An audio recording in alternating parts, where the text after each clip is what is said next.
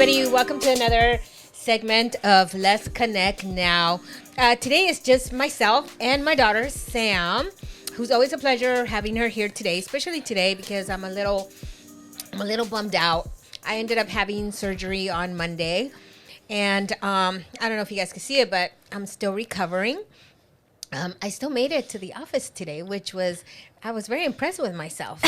Usually I'm on heavy drugs and in a lot of pain because this is actually my sixth surgery on the same knee. So just give it a rest. That's it. It's done. Yeah, it's done. But unfortunately, it's not done. We still have a lot of work to do. But yeah, I have a lot of really great support. So thank you everybody for all your kind messages and everything else. So we're You're here welcome. today, except you. I called and texted. Yeah, she did. She told me some interesting things. I wasn't under the influence of anything this time. Mom, you should just say that you were. Trust me.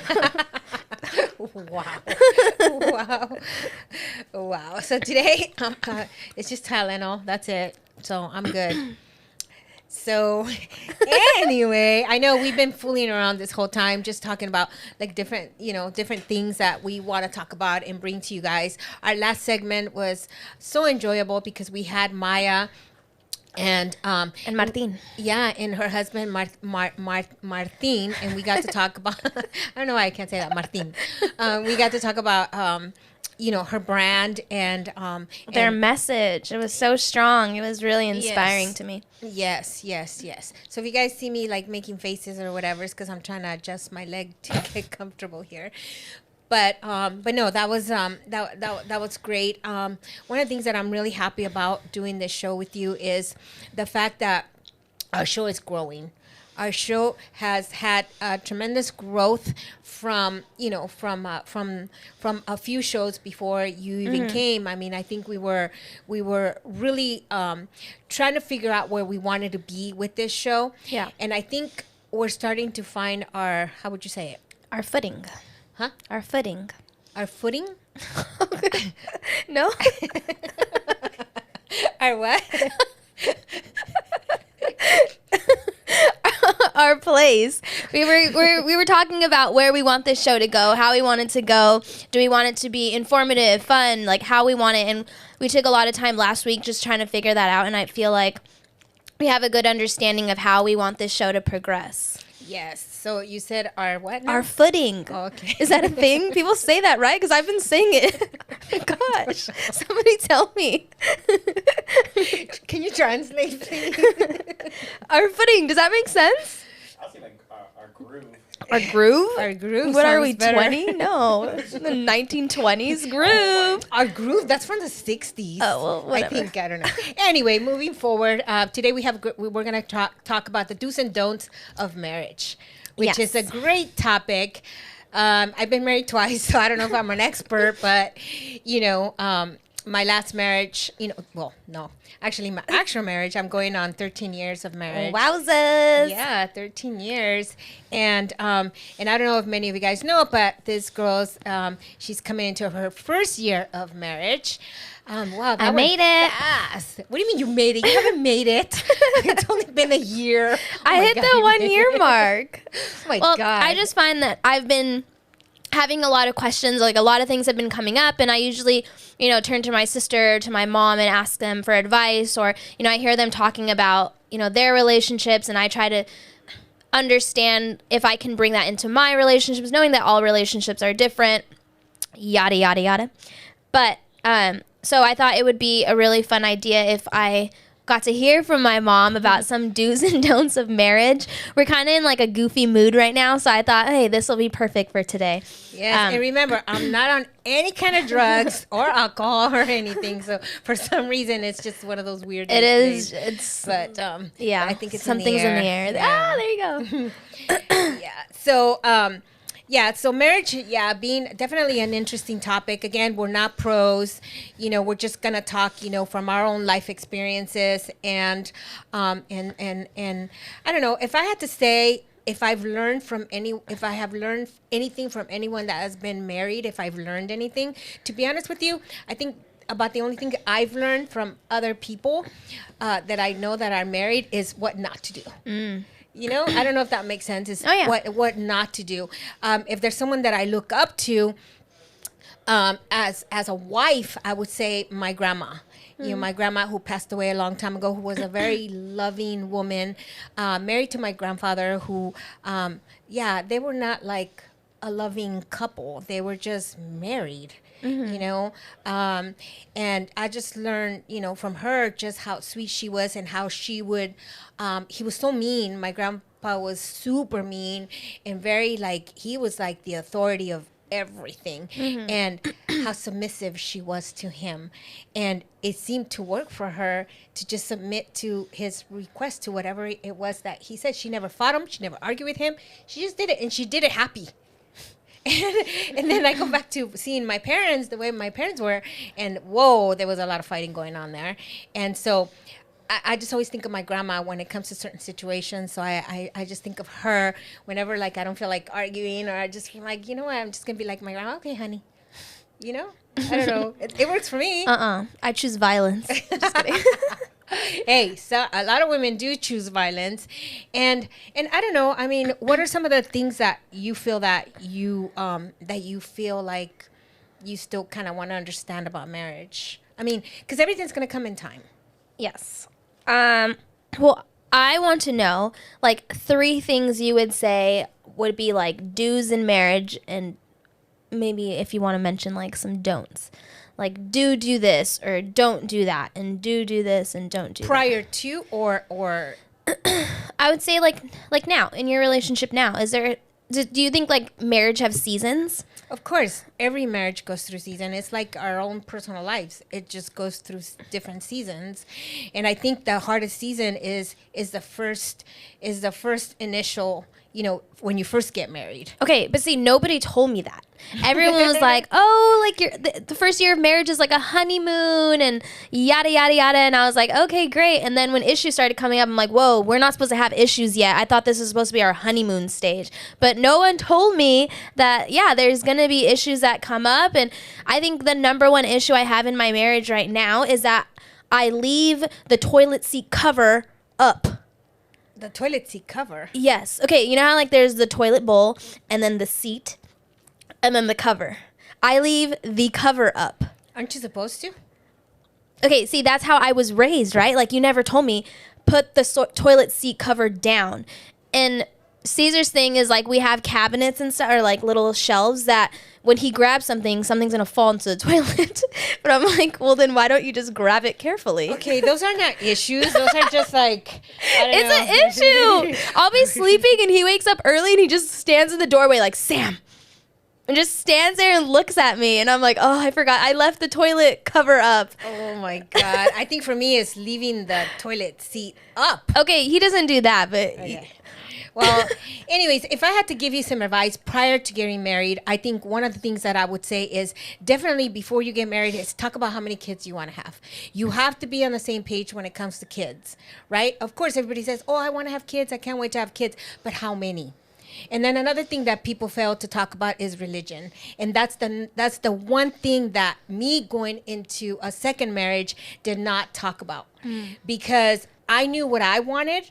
I knew what he was, but I didn't know where he came from, because there's a lot of, Christianity, non-denomination, and there's different things. And then we both found out, real fast that he was non-denominational, and I was more of, on the, I don't even remember back then, but it was something else. But it was kind of like the same thing, but it was different.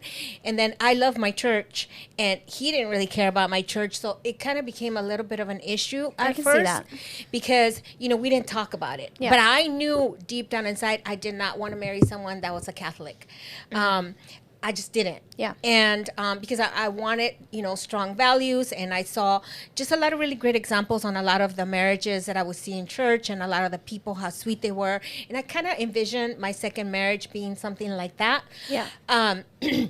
But, and also about kids, because I had to tell them, hey, we're not going to have kids. And I think it's a hard conversation hard conversation because prior to that, I was engaged, and I also said I didn't want to have kids, and although that person did, there was an issue. And you can get married and try to pretend like, oh no, they'll get over it. They'll see that we don't need to have any more kids or whatever. But, it's only going to create more problems once you're married. Yeah. And so I think, talking about, religion, kids, and the number one for me is money.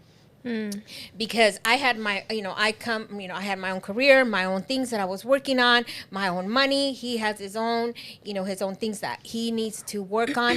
But I mean, if there's no kids in between, if it's a second marriage, I mean, I don't care if it's the first or the second, whatever, you still have to talk about those things because I think, problems arise from, from money issues. I didn't know you had that. I didn't know you had that. Yeah. So just having those hard conversations, as smooth as possible and just totally being honest with each other. And, because I always say, any marriage that starts off with a lie would end with a lie, because you'll always have to be covering it up until things kind of like unravel, and then you won't stop lying, and that's really hard. And I've seen some of those examples, and it's really hard because money, it's a topic that a lot of people don't like to talk about. Yeah.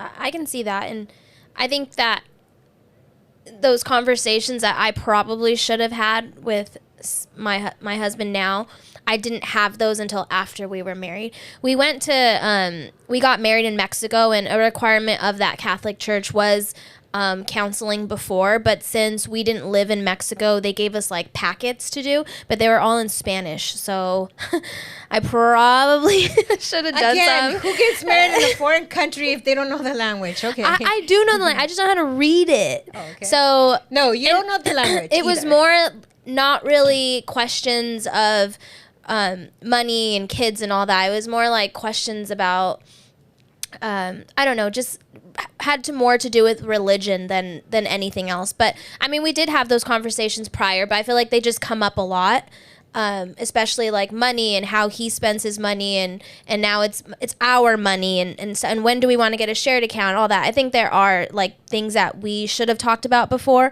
but we didn't, and we're talking about it now, and it's not a deal breaker or anything, because I feel like Caesar and I are really good at like compromising with each other. But I do feel like, yes, I should have had those conversations before, for sure. Yeah, because I think if there's anything that's going to be, a deal breaker is definitely going to be, when you talk about money, and I always say, if I had my own, hey, if I need to do a prenuptial agreement or something, and sometimes it could feel like you're offending that person for some reason, because they feel like, well, why won't you share that with me, or to me it would feel like, why are you already anticipating that we are gonna get a divorce and I'm going to take all your money, kind of thing. Yes. That's how I would feel. And I think for us was an argument at the very beginning, because not really a big argument, but it was harsh. But I think once you get over that bump, you're able to now, smooth sailing. Well, because I knew at some point, he was going to be like, wait, but we're living off my money. And it's like, yes, you wanted to marry me, so yeah, we're living off your money. And this is, I'm sorry, did I not tell you I was going to be a stay-home wife? I'm sorry. Oh my gosh. Yeah.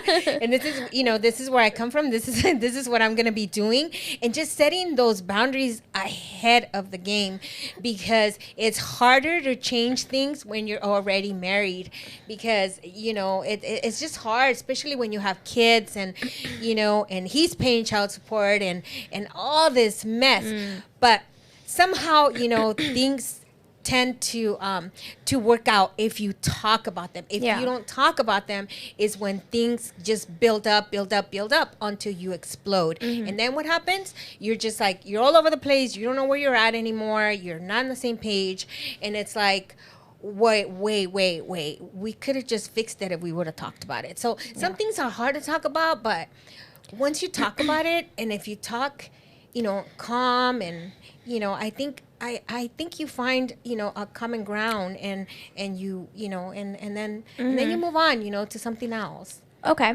So I have that's prior to getting married. So I'm already past that. And now I'm in the marriage. If you know, I'm coming to you and I say, Mom, like, you know, I'm not, what if I asked you for some do's? Like, what are things that I should be doing as a wife? For sure, cleaning, washing, ironing. I'm just kidding. I'm like, where's the laundry room? For sure, make sure he gets you somebody to clean your house. No, I'm just kidding. What? Gosh, talking about money.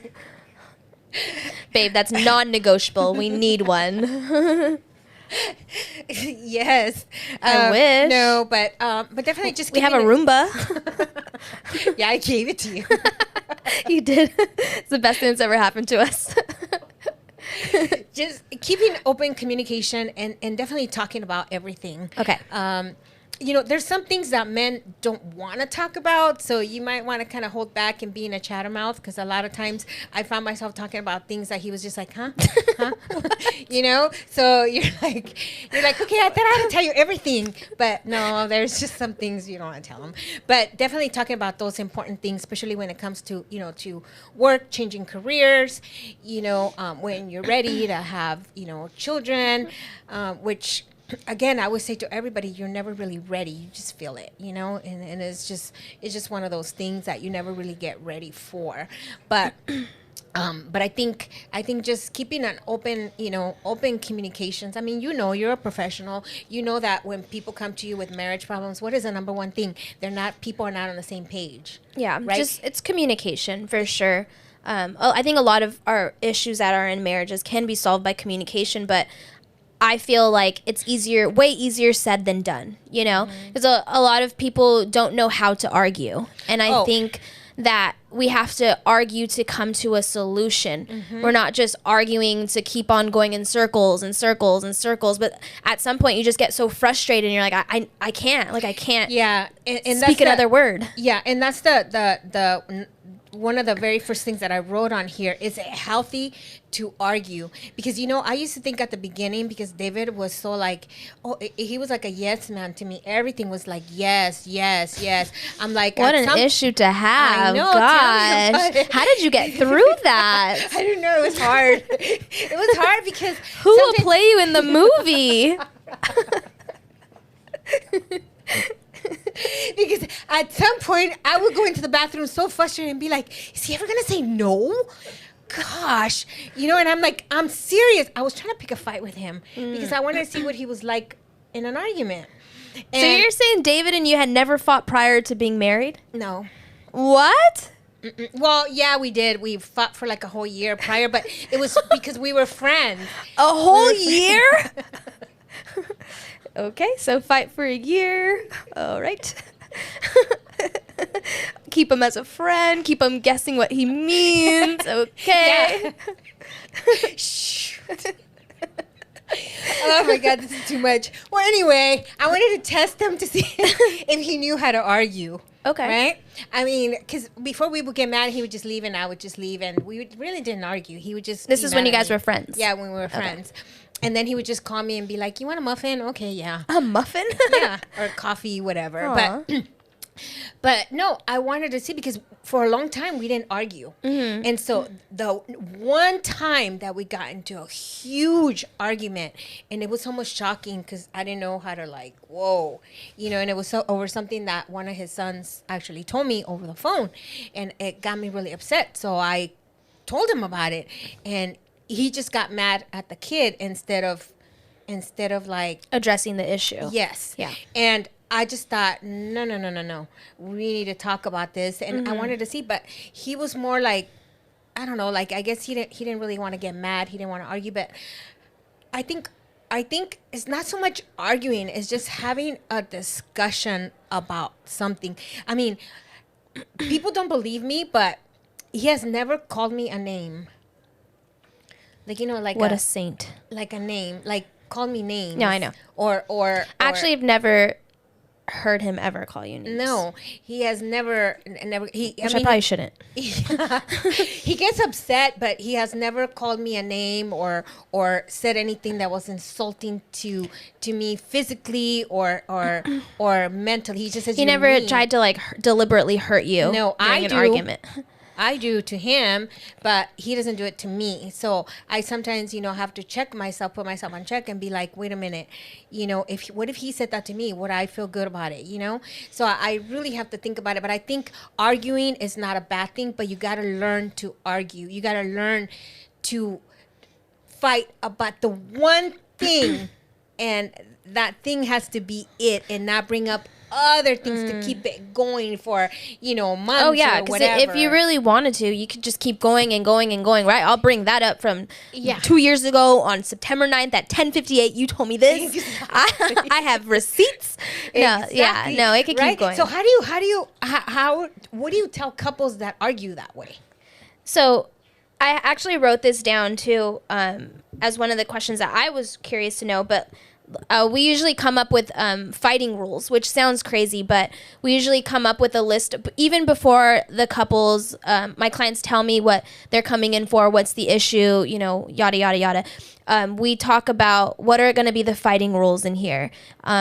I always say there's going to be one person talking, so it's kind of like one person gets the talking stick, and then the other person practices active listening, and then they'll repeat back what they heard from the other person. So if you said, Sam, when, I don't know, you eat my chips, it makes me feel like this. And then that person is like, okay, like what I'm hearing is when I'm eating your chips, this is what I'm bringing up for you. Because anger is a secondary emotion. Anger covers up what you're really feeling. So if somebody, let's say, doesn't text you back, or they're not answering their phone calls and, for a while, and it's like, okay, I'm angry about it. What am I really feeling underneath that? I'm feeling hurt. I'm feeling, overlooked. I'm feeling not a priority in your life. So it brings up that stuff. And then that's how we get to like talking about the root of the issue. But see, when I'm arguing, I see red. So I'm like red. Like I get really angry. And so what I do is I like go internal. Like I just won't talk. Like I'll just get really quiet and like I'll just sit there, and then I become like stonewalled, where it's like Caesar's trying to talk to me about things and I'm just like I don't want to talk about it. I don't want to talk about it. I don't want to talk. And then once I like cool down, then I can have that conversation with him. It's just I'm afraid of saying something that I'm going to regret. Like I'm afraid of, hurting him or saying something that he doesn't want to hear.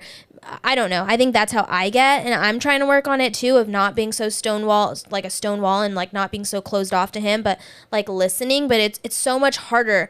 And I'm thinking like, I should know how to do this. This is what I tell my clients all the time. Right. But it's so much harder to do. But I think Caesar always tells me like, don't you, isn't this the stuff that you tell your clients to do and you're doing it to me? I'm like, don't you dare say that. It's different. Yeah, no, because it's so easy to go into a I think the way you're doing it, I mean, it might not be right, but if it feels right to you, I mean, you're the expert. I don't know, but I'm not an expert in my own life. I mean, I'm the same way. I think when I get mad, I get really quiet. Same. Because I really just want to absorb. Yeah. But if the person keeps hurting me and hurting me and hurting me, it becomes harder for me to like forgive like later, because I'm thinking like, why did he have to like try to like drag it out of me when I'm not ready to say anything, because I really have to think, and I never used to do that before. I had reactions that were not good, where I would just like walk out or something, but I think that's how heavy ugly arguments get started. Wouldn't you agree? When people just go at it. Yeah, that's what I'm trying to avoid. And then what I don't understand about that, which is really puzzling to me, is once you go at it, like, how do you forgive each other for that? Yeah, that's what I mean. That's what I mean. It becomes a horrible environment after, the next argument after that.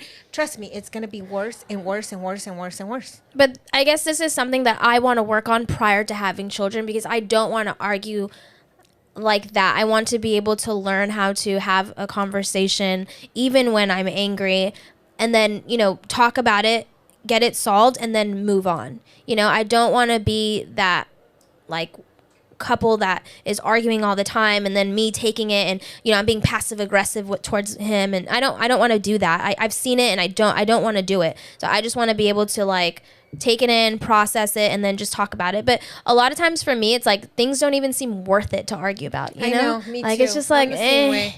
I know, because you're just like, pick your fights, because you know what? If you really want to have a good one, pick your fight, because I get tired. I'm tired, and some of the stuff is just meaningless. Yeah. Sometimes, and it's for just stupid things that can be so avoided. Exactly. Like, what is the need to always be in an argument? Exactly. Like, don't you want to be happy for the rest of your life? That's how I feel. I just feel like sometimes I'm like, you know what, David, is it really worth talking about it? You know, if it's not worth it, you know, but if it's important to him, then I have to listen, right? I guess. Yeah, I guess so, David Farias. Because sometimes, you know, some of your topics are like, what? But that's how I feel about the damn toilet seat cover. Exactly. I'm like, is it that big of a deal for you have to wake me up to tell me? But okay, you're right. If it means something to him, then it's right. Yeah. I mean, just remember, just put it down. No big deal. You know, or put a little tape. You in know a little what? I'm string gonna and put a just pull it post-it on the. I'm gonna put a post-it on the cover and remind myself to put the toilet seat. A post-it. That'll work. Well, you know what? We're gonna take a short break. We'll be back, and we're gonna continue this conversation because I have a couple more questions to ask, and these are like super, super great questions. So I can't wait. So we'll be right back. Hey guys, thank you for joining us, and I hope you guys are enjoying the show. Don't forget to check us out at Instagram at Fierce Pro Shop for more information about our brand. Hey everybody, we're back. Just before we left for a short break, we were talking about, you know, arguing, right? Learning to argue with each other. The right way to argue. The right way to argue. Or the wrong. Yeah. But there's no right way. I guess, you know, you really have to know your partner in order to really know and pick your fights, you know, because some fights are just not worth it. And then you mentioned something on the break where you said, you know, there's just a lot of us have those partners that I never knew this about men, but there's some men that love to talk about everything. You're one of those men. Oh, no, I'm not a man, first of all. He likes to talk about everything. Mom, no, I actually admire this about yours and David's relationship is that you come home and the minute you walk through that door, it's like you're on the phone with David, like on your way home, and then you're still like talking to him until you open the front door, and then you just hang up and continue that conversation, and it's like about your work or like about, you know, what you have going on. But like David acts so interested, and I don't know if he really is, but I like zone you out because it's like it doesn't mean anything for me. Like, I'm so sorry. Like, if you want to tell me, like, I'll act super excited for you too. But like David is just so invested, and he's like, oh my god, and then what did he say? And then what did he do? No way she said that. Like, he just acts like so like loving and just so invested in your conversation, and I feel like that's always something that I've admired about your relationship. And then likewise, he'll start talking about something about the hospital and be super excited that they're building a new hospital, and like I'm just like, I'm so glad like I don't need to act interested in this because I'm really not. No, sometimes I'm not, and sometimes he's not, but I think sometimes he makes an effort, and but sometimes I don't hear the answers that I want to hear from him either. So that kind of frustrates me a little bit because I think he's not understanding me. And so I have to say, did you just hear what I said? Because in my mind, I already have an answer that he should be saying. Oh my God. And he's not saying it. He's saying something else. And I'm just like, he's like, what? What do you want me to say? And he gets all panicky or whatever. And, but no, he is a great listener. There's times I don't want your opinion. I just want you to listen to me. Okay? Just listen to me. That's it. Don't give me your opinion. Just listen. And so, you know, we do that. But he hardly ever asks me to listen to him because he knows sometimes I don't care. Mom, that's so bad. Sometimes I don't. I really don't. Sorry. Caesar's job is like forklifts and scissor lifts, and I know them by like the code number now because I listen to him so much. Oh, so do I. Like talking about it and like order number 57231, and I'm like, oh yeah, you mean the scissor lift? Oh yeah. Like I'm the same way because he's like, yeah, AIO, and I don't know what, all these like, you know, things or whatever, and I'm like, what does that even mean? I don't even know what that is. And he's like, oh, but it's this, and he starts giving me the terminology of it, and I'm like, oh my god, just never mind, just call it whatever you called it the first time. Oh yeah, I get it, yeah, okay. But just learning to argue and like to, you know, to really have a conversation with your partner is so important. Communication. You know, yes, you know, one time though, not that long ago, maybe a few months back, we went out to dinner or whatever. And did you know that the whole time we didn't know what to say to each other? For the first time in my life, I did not know what to say to him. Empty and he nesters. didn't know what to say to me, so we just looked at each other. And we just Smiling. We just started cracking up because we didn't know what to say. I said, you don't know what to When say? there's nothing to say, just say shots. After you take a couple, things will flow, Mom. That's what I felt that I needed. So we had to have a beer. And, and then after that, we started kind of talking. But we were not on our phones. But I just thought, oh, my God, is this how it's going to be? Like, from now on? Like, we don't know what to say? Wait, but I have a lot of stuff in my head. Look, why am I not telling him? Maybe you were just overthinking it. Maybe. Did he tell you, like, this is weird, we have nothing to talk about? Or did you guys both just kind of feel it but not say anything? I think we were just kind of felt it, and we were just like... yeah, but I feel like David was probably, this is the best day of my life, like, here with my wife, and then my mom's in her head, like, oh my God, we're not talking about anything, and he's just like, I wasn't sure if I should pull out my phone and get on my phone, and I was just No, don't do that. I'm like, what do you want to eat? Do you want the usual? So, you come here often? Yes. Yes, it was our favorite sushi place. And I'll just order. You already know, just the usual. Okay, babe. Yeah, but silence is good sometimes, too. We have to learn how to be comfortable in silence. Oh, yeah. Well, But anyway, moving Book a session forward. with me, you and David. Half off. No, thank you. No, thank you. I'm good. You'll always take my side anyways. Okay, I want to talk about... So I Googled this, and I said, what are the, 3 number 1 rules for marriage? And the number 1 rule, it said, was to treat your partner the way you want to be treated. So what do you feel about that rule? I agree. I think that if you treat him nice, he'll be nice back. Now, if he's not nice back, then, that's his problem. That's not your problem. It's not something that we should take personal, something that he might be going through. So you really have to watch that, right? But if usually, you're nice to somebody or whatever, if they're not nice back, it's not because it's something against you. It's something that they're going through and they're not in the mood for. Can you automatically tell when David's not himself?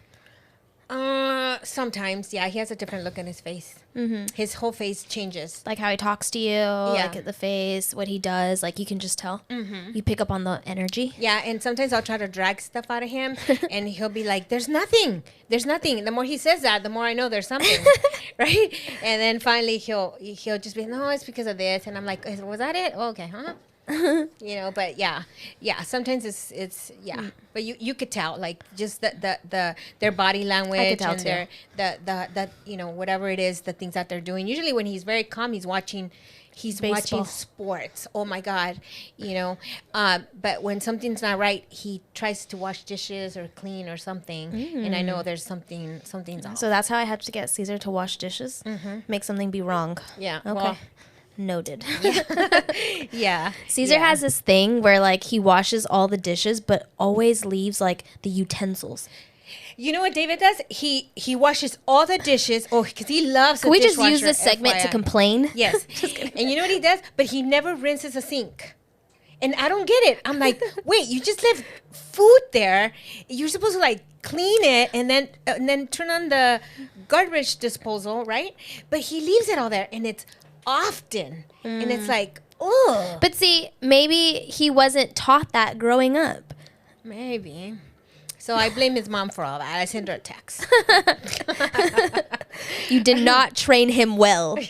Yes, I say something like that. Okay, so going back to the rule, I was talking to this with JR before, and I don't agree with that of, like, treating your partner how you would want to be treated. In a sense, yes. Like, if I'm being nice, like, I would expect them to be nice back. If I'm, open to talking about something, like, I would expect, like, that kind of stuff. But, like, also I've learned that the way I want to be treated by Caesar is different than the way he wants to be treated, because his, like, love languages are quality time. So he just likes spending time together. Hey, somebody just asked me about that yesterday. Hey. And I took a test. Oh, you did? Yeah. I made you take the test. You did? Yes. Oh, okay. Oh my gosh. This was years ago. Okay, what was it? You tell me. I don't know. Wait, I have mine. So I think my mom's is definitely gift giving. Like, you like to receive gifts. That's how you experience life. No. Hence the car. Hence the... I'm just kidding. No, that is not true. My love language, I can tell you what it is right now. Mine is acts of kindness. I can see that. Yeah. Mine's are acts of kindness. I think I'm a giver, and I like. Wait. So you're saying you like to do acts of kindness for David, and that's how you show him love? Or other people. Or David does it for you, and that's how you Yeah. experience love. Okay, so when David does like things for you, you feel loved and appreciated. I have to mention something. Somebody said a long time ago, maybe I'm going off topic, but it has to do with marriage. Somebody said a long time ago, marry someone who will treat the gardener, the waiter, with, I guess, with respect or dignity, whatever. Yeah. Marry someone who would be like nice to them or something. I don't know how the saying goes, but when we were going out before we got married, we went to this restaurant and there was somebody who was making tortillas and whatever, and they didn't bring something to me that I needed. Well, when the waiter came, he didn't really speak English, and David was really rude. He was very rude to him. I walked out because I was so mad at him. Because in my mind, I couldn't even argue with him about it or tell him, like, if he's going to be rude like that to somebody that this guy was trying to do everything he could to be nice to us. And he treated him like a meaningless person. And I thought to myself, who do you think you are? I wanted to say all that, but I didn't get a chance to. Now I watch him very closely whenever I said, if you're ever mean to a waitress or somebody who doesn't speak our language or whatever, I said, I don't like that. And he goes, oh, I understand. He knew I was pissed that one time because I was very quiet because I thought about it and I said, I saw the look in the guy's face and I felt really sad. It made me really, really sad because I like to be nice to people. And I think that's part of, acts of kindness is you're kind to people because, you're just nice to people. I like that. Mm-hmm. And that was, for me, that was a deal breaker. I shouldn't have never married him because of that.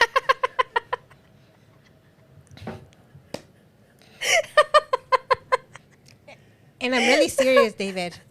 Mom! I should have never married you because of that. Mom.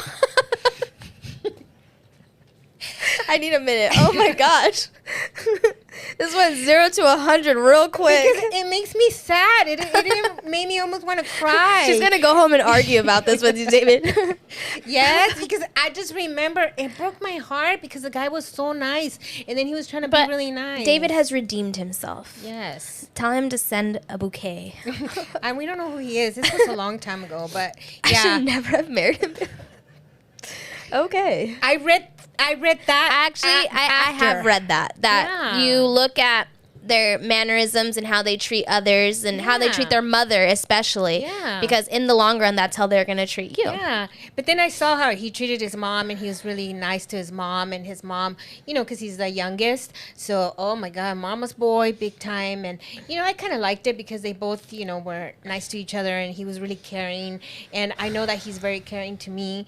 And yeah, but sometimes you got to teach your husband certain things and, but you're right about not wanting your spouse to treat you the same. I like to be babied. Yeah. I like to be babied. I like to feel like I'm the princess of the castle. I lived with you. I lived with you for like 20 something years. I know. I like to feel like I'm the queen. I don't think he would want to feel like a queen. You never know. Ask him. No, he doesn't. So yours are acts. So Caesar's is quality time. He really likes when we spend time together, no matter what it is. But mine's is acts of service. So I like when, he knows that I'm rushing to get ready for work and he'll go put gas in the car and have the car on. And so when I walk out, I'm like, oh my God, that's like literally the sweetest thing ever. I love that too. So I think a little bit of that too. Yeah. So I understand though that if like the way I accept love isn't the way he does. He wants to spend lots of time together and like, so Caesar and I have been together for almost like 7 years and we still text all day every day, and that's so important to him. Like he likes to always be in communication, and sometimes it's like I kind of like what you said is like what is there to talk about, but there's always something. It's never boring, but like yeah, and I always have to remember like I need to text Caesar back because he's gonna freak out if I don't, but I understand that now of like compromising and stuff. So no, because that's important, and that's what I had here. I kind of had it as you negotiate certain things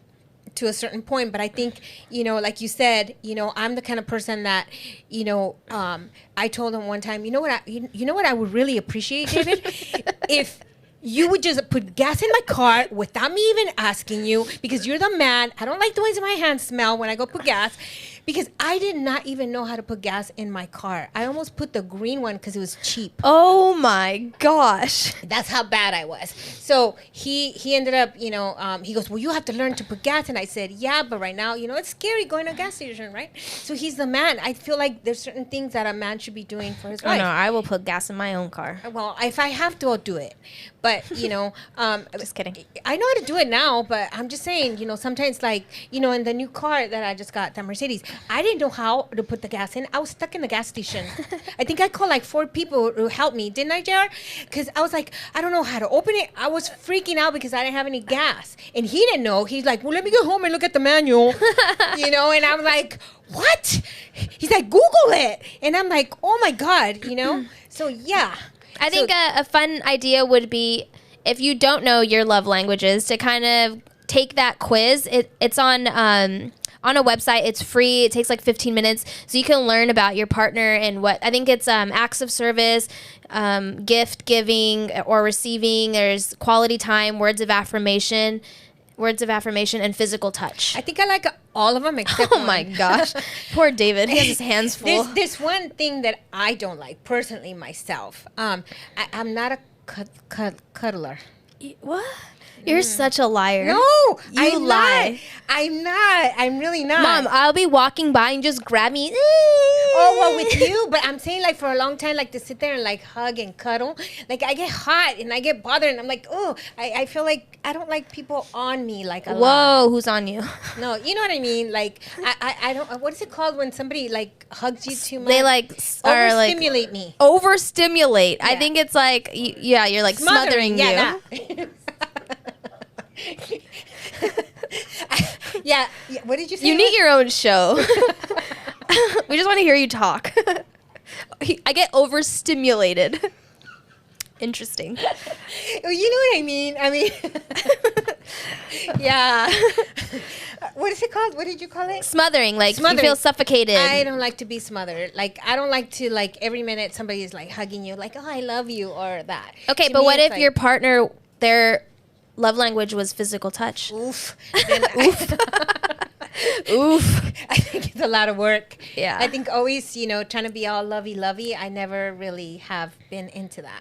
I think I like my man to be firm, know what to do, but at the same time, it actually makes me want to do more things for him that a woman should be doing, like keeping a nice clean house, helping him with his clothes, like just doing things that I'm supposed to be doing, for him that mean a lot to him. Oh my God, you did that for me? Oh, you folded my I clothes? think Oh, thank you, David babe. likes when you cook for him. Oh, he loves it when I I also cook for love it. him. Oh my God, I don't think. Yeah, he does. He really does. And whenever a girl says, "Wait, what do you mean you don't cook?" He's like, "What? You don't cook?" He just gets all crazy.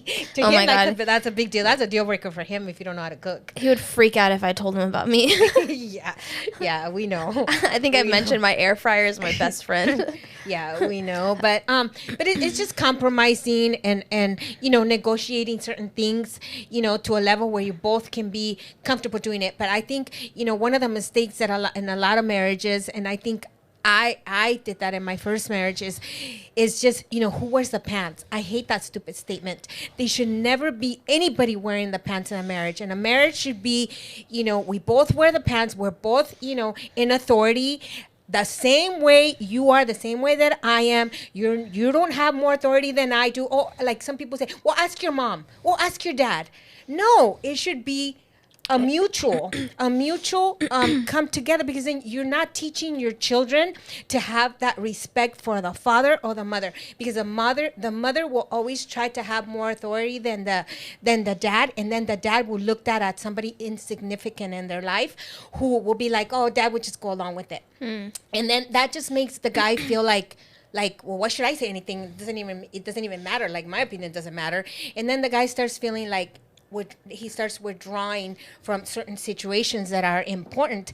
It's not always going to be the wife is right, or both should be right. Hey, you know what?